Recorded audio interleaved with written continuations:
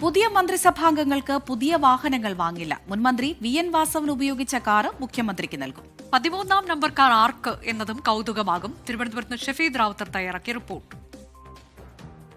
ഇത് മുഖ്യമന്ത്രിക്ക് എസ്കോട്ട് വാഹനങ്ങളുടെ എണ്ണം കുറയ്ക്കുക, അതേപോലെ തന്നെ ഈ ക്ലിഫ് ഹൗസ് അടക്കമുള്ള മന്ത്രിമന്ദിരങ്ങളുടെ മോടി പിടിപ്പിക്കൽ, അത് വലിയ പണം ചിലവാക്കേണ്ട, അങ്ങനെ ദൂർത്ത് വേണ്ട എന്നുള്ള തീരുമാനത്തിലാണ് VD സതീശൻ ഉള്ളത്.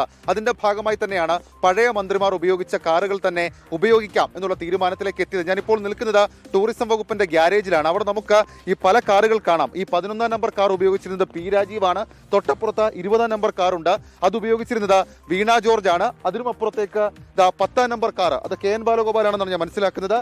17ാം നമ്പർ കാറുണ്ട്, അത് മുഹമ്മദ് റിയാസ് ഉപയോഗിച്ച കാറാണ്. അങ്ങനെ മുഴുവൻ കാറുകളും പഴയ മന്ത്രിമാർ ഉപയോഗിച്ച മുഴുവൻ കാറുകളുമായിരിക്കും UDF സർക്കാരിന്റെ മന്ത്രിമാരും ഉപയോഗിക്കുക എന്നുള്ളതാണ് ഇപ്പോൾ നമുക്ക് ലഭിക്കുന്ന വിവരം. മാത്രമല്ല മറ്റൊരു പ്രധാനപ്പെട്ട കാര്യം കൂടിയുണ്ട്. അതായത് VN വാസവൻ, കഴിഞ്ഞ തവണ തുറമുഖ മന്ത്രിയായിരുന്ന VN വാസവൻ ഉപയോഗിച്ച കാറ് അതായിരിക്കും മുഖ്യമന്ത്രി VD സതീശൻ ഉപയോഗിക്കുക എന്നുള്ള സൂചനകളും ഈ ഘട്ടത്തിൽ പുറത്തു വരുന്നുണ്ട്. അത് ഉപയോഗിക്കാൻ കാരണം ഏറ്റവും കുറവ് ദൂരം യാത്ര ചെയ്ത ഉപയോഗിച്ച വാഹനമാണ്. കാരണം നമുക്കറിയാം VN വാസവന്റെ വാഹനം കഴിഞ്ഞ കുറെ മാസങ്ങൾക്ക് മുൻപ് അപകടത്തിൽപ്പെടുകയും പിന്നീട് മറ്റൊരു പുതിയ വാഹനം അടക്കം ഉറപ്പിക്കുകയും ചെയ്തിരുന്നു.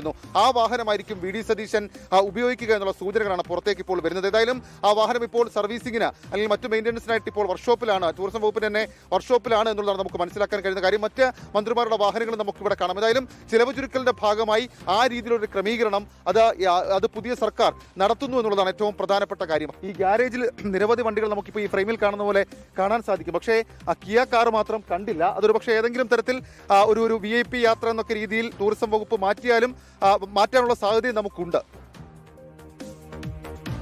ഷഫീദ് റാവുത്തർ തയ്യാറാക്കിയ റിപ്പോർട്ടാണ് പ്രേക്ഷകർ കണ്ടത്. മറുഭാഗത്ത് CPIMന്റെ ജില്ലാ നേതൃയോഗങ്ങൾ പുരോഗമിക്കുകയാണ്.